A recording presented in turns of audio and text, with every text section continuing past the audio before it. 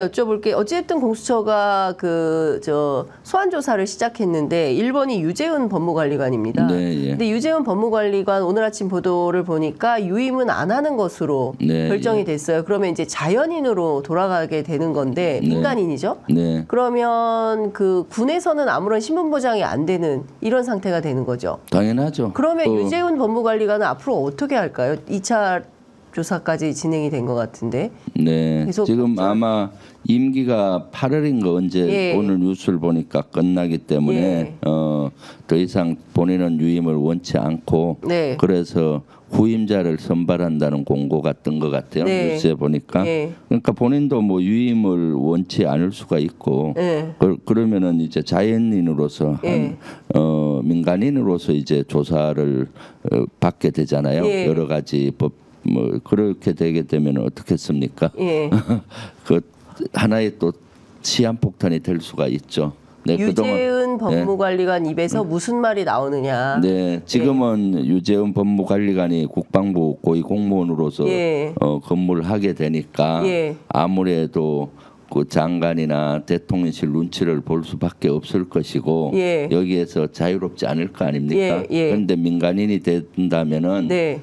더 압박감을 많이 받을 겁니다. 조직의 보호도 못 받는 것이고 예, 예. 그렇기 때문에 어떻게 될지는 좀 두고 봐야 되겠죠. 이종섭 사실 네. 전 장관도 그런 케이스라고 또 예. 봐요. 장관 그만두는 민간인이잖아요. 예. 그러면 수사망이 좁혀오고 하게 되면은 예. 양심 고백을 할 수도 있고 네. 본인이 다 쓸 수가 없잖아요. 예. 그렇게 되면은 불안한 거죠. 그러니까 이제 호주 대사를 임명을 해서 해유성으로 직책을 주고 멀리 도피성으로 보내려고 했었는데 예. 갔다가 이제 국민적인 저항에 의해서 결국은 그렇죠. 국민 소환됐다고 봐요. 예. 우리 다시 귀국을 하고 결국은 총선을 앞두고 여론이 악화되니까 그만두고 다시 또 민간인이잖아요. 네. 민간인이 되게 되면 사실 연결이 어렵습니다.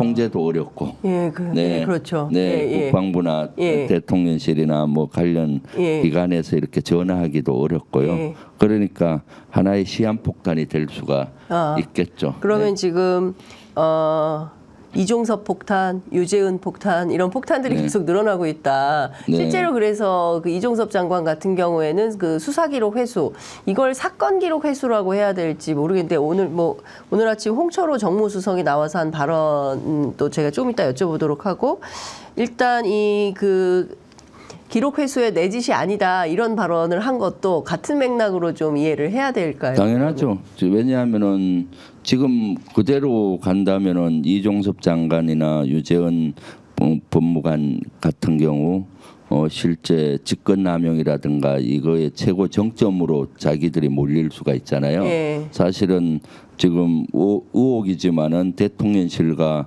VIP 예. 대통령의 경로에 의해서 시작됐는데 예. 됐다는 의혹 그게 예. 밝혀져야 되잖아요. 네. 만약 그것이 대통령이 경로에서 이렇게 하라고 하면 그랬기 때문에 아마 이렇게 가행으로 대응을 했으리라고 저는 추측을 해요. 네. 그런데 이제 본인들이 다 모든 걸 책임진다 그러면은 얼마나 억울하겠어요. 그렇죠. 상급자가 시켜서 한 예, 것인데 예. 어쩔 수 없이 본인도 그 당시는 예. 한 것인데 예. 라고 생각할 수 있잖아요. 네. 그러면은 이제 거기에서 본인들이 그동안 얘기를 못했던 그런 얘기를 할 수가 있고 예. 말 못했던 그런 것들을 얘기할 수가 있게 되겠죠. 예. 네.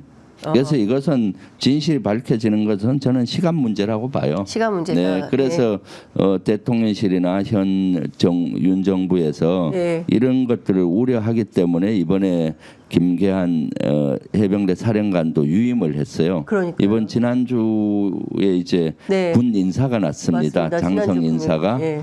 장성 인사가 났는데 사실 해병대 사령관은 그만두게 해야 돼요. 왜요? 지금 해병대에서 해병대 장병들이 해병대 사령관에 영이 서겠습니까?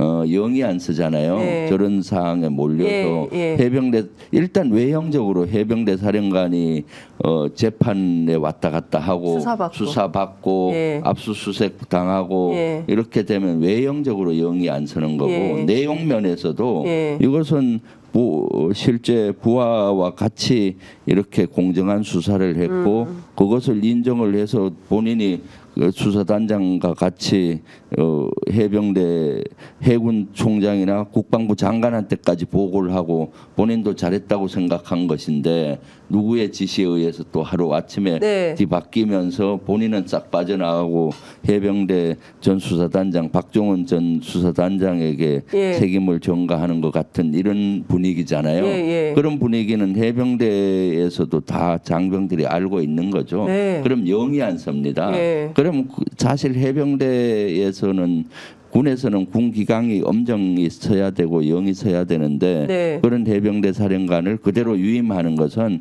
군을 위해서도 안 좋은데 네. 대통령실이나 이런 데서 생각하기에 예. 어떻겠습니까?